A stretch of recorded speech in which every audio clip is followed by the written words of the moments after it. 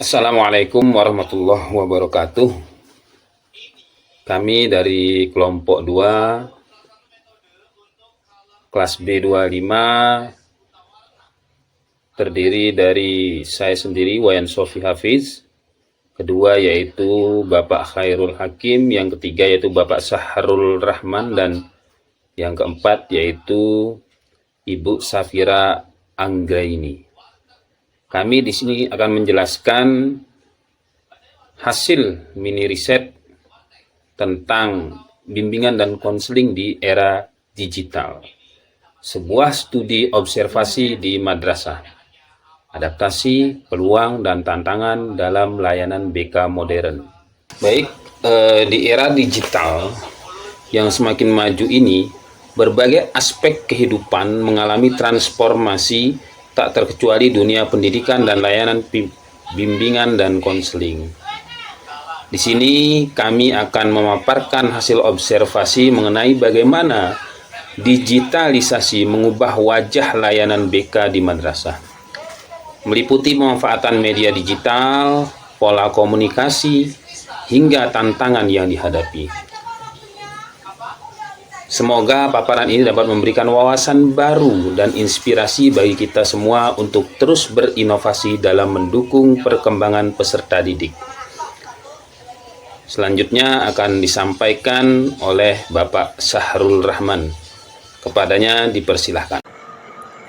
Pendahuluan. Era digital membawa perubahan signifikan pada berbagai objek kehidupan termasuk bidang pendidikan. Salah satu layanan pendidikan yang terdampak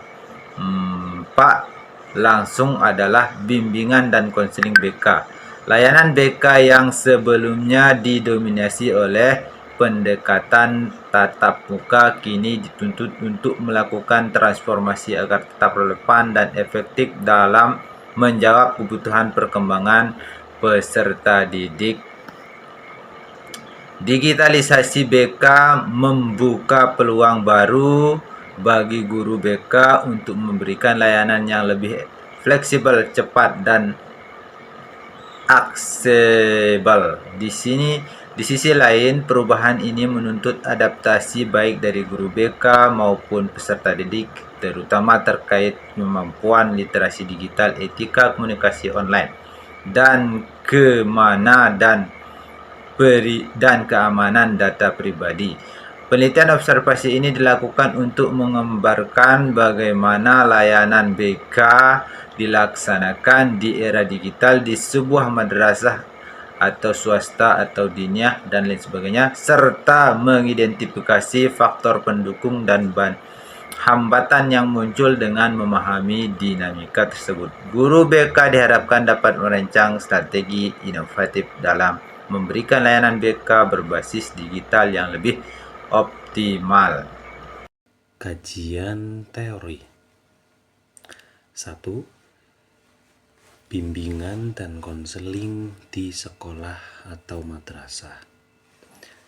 Bimbingan konseling merupakan layanan sistematis dan berkelanjutan untuk membantu peserta didik mencapai perkembangan optimal dalam aspek pribadi, sosial, belajar, dan karir. Menurut Yusuf, pada tahun 2021, layanan BK bertujuan memfasilitasi siswa mencapai kemandirian melalui kegiatan konseling, orientasi, informasi, konsultasi, dan penempatan. Yang kedua, digitalisasi pendidikan. Era digital ditandai oleh pemanfaatan teknologi informasi dalam proses pendidikan, termasuk penggunaan aplikasi pesan, platform manajemen pendidikan, dan media sosial sebagai sarana interaksi pendidikan. Teknologi digital membuka kesempatan bagi guru untuk memberikan layanan kapan saja dan di mana saja. Yang ketiga, bimbingan konseling di era digital.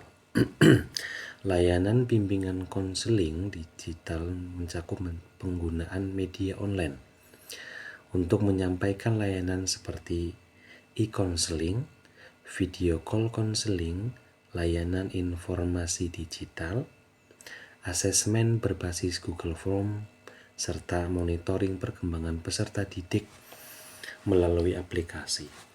Keunggulannya sudah jelas, meliputi fleksibilitas waktu, efisiensi, dan peningkatan jangkauan layanan.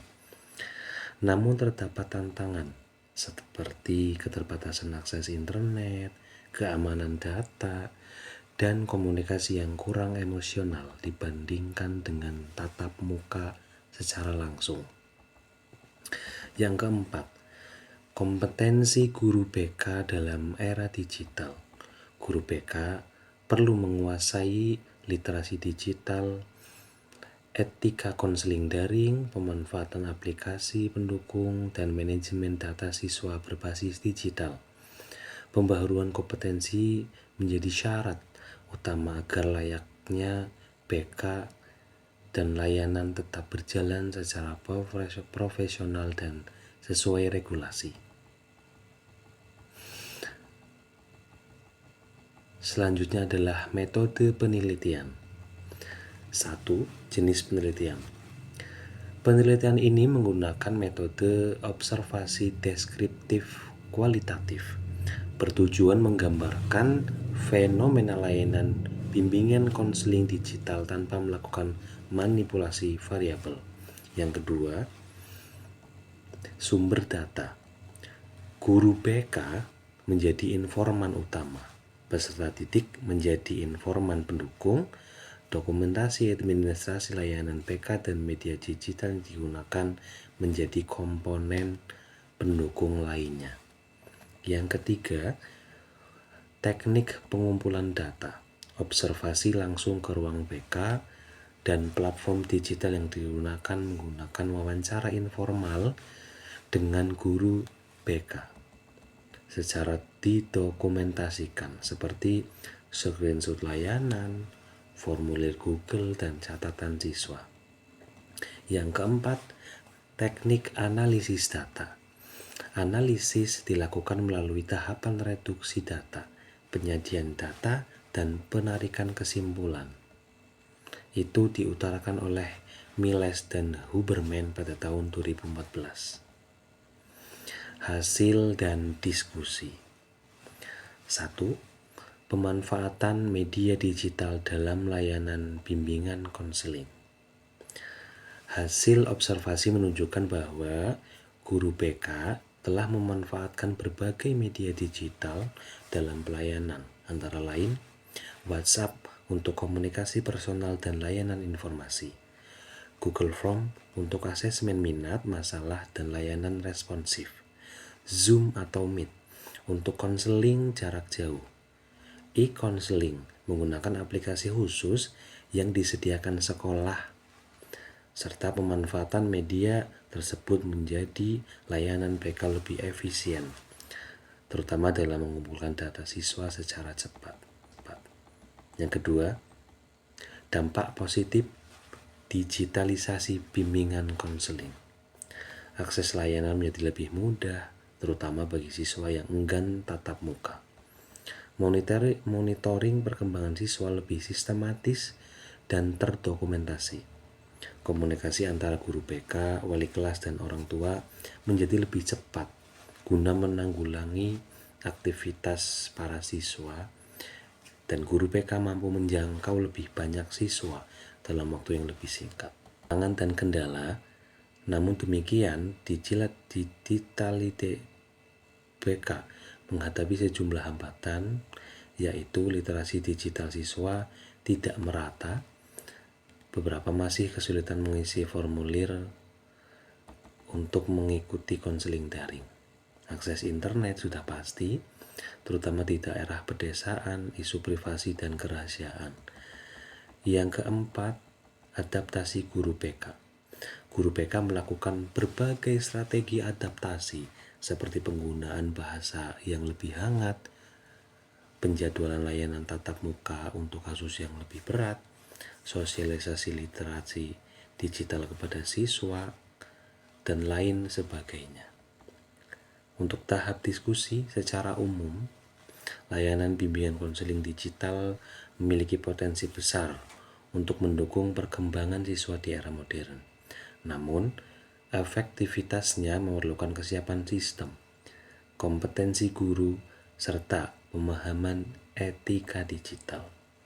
Hasil penelitian ini sejalan dengan temuan pada tahun 2022 bahwa BK digital menuntut keseimbangan antara interaksi teknologi dan sentuhan kemanusiaan dalam praktik konseling. Assalamualaikum warahmatullahi wabarakatuh. Jadi kesimpulannya di sini, observasi menunjukkan bahwa layanan BK di era digital telah memberikan dampak positif terhadap peningkatan akses dan efektivitas layanan di madrasah. Media digital memungkinkan guru BK untuk melakukan asesmen atau komunikasi dan konseling dengan lebih cepat dan fleksibel. Namun sejumlah kendala seperti keterbatasan literasi digital, akses internet, dan isu privasi perlu ditangani secara sistematis. Digitalisasi BK bukan sekedar penggunaan teknologi, tetapi transformasi menyeluruh dalam cara guru BK berinteraksi, berkomunikasi, dan memberikan dukungan kepada peserta didik. Oleh karena itu, penguatan kompetensi digital guru BK dan regulasi layanan daring sangat diperlukan untuk memastikan layanan tetap profesional dan etis. Daftar pustaka Ansori M (2022) bimbingan dan konseling digital di sekolah. Peluang dan tantangan jurnal konseling pendidikan 10(2) 112-125 Miles MB dan Huberman AM (2014) kualitatif data analisis A methodis sourcebook Seik Publication Prayitno 2020 dasar bimbingan dan konseling Raja Wali First Yusuf S. (2021) psikologi perkembangan dan bimbingan konseling remaja Rosda Karya Sukardi D. (2020) layanan bimbingan dan konseling berbasis TIK di sekolah jurnal psikoedukasi 8(1) 55-68. Berdasarkan hasil pemaparan dari teman-teman kelompok 2 bimbingan konseling, dapat kita lihat bahwa era digital membawa peluang sekaligus tantangan dalam layanan bimbingan dan konseling di madrasah. Digitalisasi memungkinkan layanan menjadi lebih cepat, fleksibel, dan jangkauan lebih luas. Namun juga menurut kesiapan dari guru dan siswa, terutama dalam literasi digital dan etika layanan.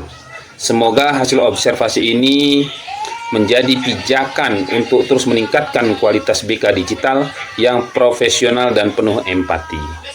Terima kasih atas perhatian dan kesempatan yang diberikan. Kami mohon maaf apabila ada kekurangan atau kesalahan. Kami akhiri, wallahul muwafiq ila aqwamit thoriq. Wassalamualaikum warahmatullahi wabarakatuh.